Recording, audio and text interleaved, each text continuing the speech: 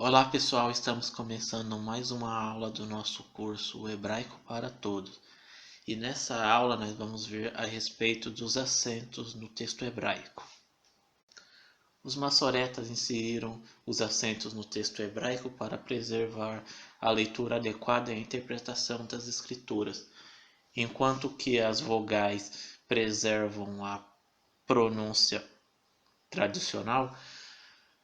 Os acentos preservam a modulação tradicional com base nas divisões lógicas do texto. Então, os principais propósitos dos acentos são indicar qual sílaba deve ser enfatizada na pronúncia, indicar qual é a sílaba tônica, representar e preservar a cantilena das escrituras nas sinagogas, pois os textos bíblicos, quando eles eram lidos nas sinagogas, eles eram principalmente cantados, então os acentos eles colocam as pausas nos lugares certos para a cantilena sair mais adequada, né? Então os acentos servem como uma espécie de partitura no texto. E o terceiro propósito do acento é indicar as divisões lógicas do texto. Então os acentos eles dividem o texto logicamente e não matematicamente. Então ele faz divisão a partir das ideias. Né? Então ele divide uma ideia da outra, faz a divisão em tópicos, essas coisas. Ele não divide o texto matematicamente. Então quando um texto é dividido no meio, ele não divide no meio de modo que cada metade tem o mesmo número de palavras. Ele divide no meio para indicar que uma metade é uma ideia e a outra metade é outra ideia. Então é uma divisão lógica. Então, algumas características básicas. A maioria das palavras hebraicas recebem a ênfase na última sílaba. Então, por exemplo, aqui a palavra chamor. A sílaba tônica é o mor. Chamor. Essas palavras são chamadas de miural, que é o termo aramaico que significa enfatizado acima. E ocasionalmente algumas palavras recebem a ênfase na penúltima sílaba, como por exemplo a palavra meler. A ênfase dessa palavra meler está no me, a penúltima sílaba, meler. E essas palavras são chamadas de miluel, que é o termo aramaico que significa enfatizado abaixo. E essas são as duas únicas sílabas que podem receber a ênfase. Então, as palavras hebraicas não recebem ênfase em nenhuma outra sílaba. Então, simplificando, as palavras hebraicas só podem ser oxítona, quando recebem a ênfase na última sílaba, ou paroxítona, quando recebem a ênfase na penúltima sílaba. Elas nunca serão proparoxítonas, né? Receber a ênfase na antepenúltima sílaba. O acento hebraico normal empregado nas gramáticas do hebraico chama-se olé, que significa acima ou ascendente. Então, visto que a maioria das palavras são enfatizadas na última sílaba, o olé só aparece quando a ênfase está na penúltima sílaba, como aqui na palavra meler. Note que em cima do men tem um sinal do olé indicando que essa é a sílaba tônica. Então, o olé ou qualquer um dos acentos sempre aparecerá quando a ênfase for na penúltima sílaba, ou seja, nas palavras miluel.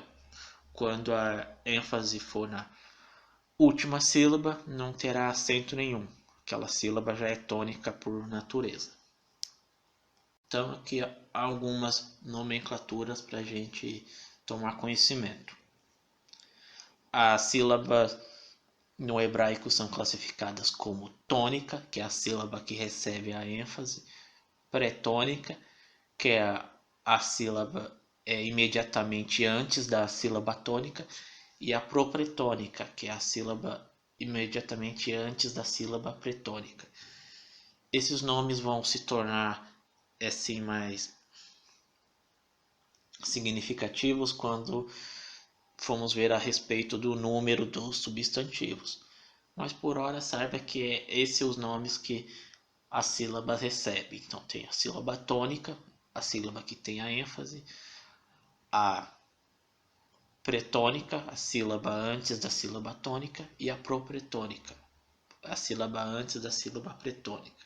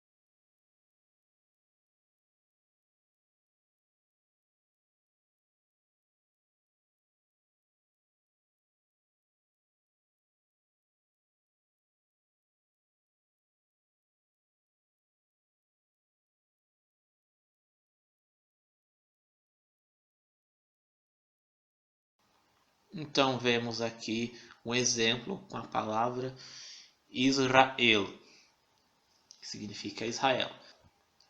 Então essa é uma palavra miural, então a ênfase dela é na última sílaba, no el. Então o el é a sílaba tônica, o ra é a sílaba pretônica e o is é a sílaba propretônica. Então, Israel. Existem dois tipos de acento: os acentos disjuntivos, que separam, e os acentos conjuntivos, que unem. Então, quando há o acento disjuntivo, ele indica que você deve interromper a pronúncia naquele ponto, dar uma pausa e continuar depois. Então, por isso chama disjuntivo, ele separa a pronúncia. E os acentos conjuntivos, eles unem, eles indicam que a palavra que tem o acento conjuntivo e a palavra imediatamente depois devem ser pronunciadas como se fosse uma só palavra. Existem muitos acentos no texto hebraico, né? Então, se não me falha a memória, são 24 acentos nos textos em prosa e 21 nos textos poéticos, se não me engano é esse o número. E obviamente não dará para a gente cobrir todos os acentos nesse curso. Vamos ver apenas os acentos principais de cada grupo. Mas se você estiver vendo